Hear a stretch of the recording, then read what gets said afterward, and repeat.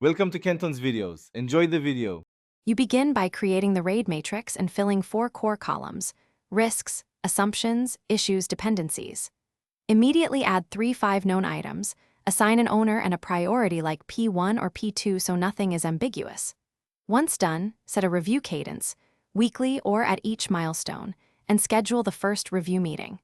Make sure to record dates and status for each entry so the log becomes a live governance tool rather than a static document. Next, you expand each entry with how and why.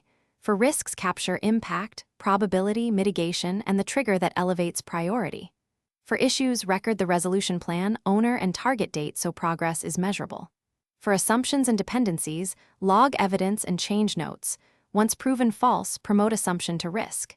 Make sure to link related items and use simple status codes: open, working, closed, so review conversations focus on decisions and action. To finish, close items with a concise resolution summary, lessons learned, and the closure date so historical context grows.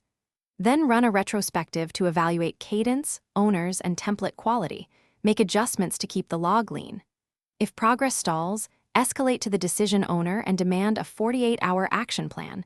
This forces either a decision or a reclassification. A key troubleshooting tip: when entries lack movement, verify ownership and next action. Reassign immediately if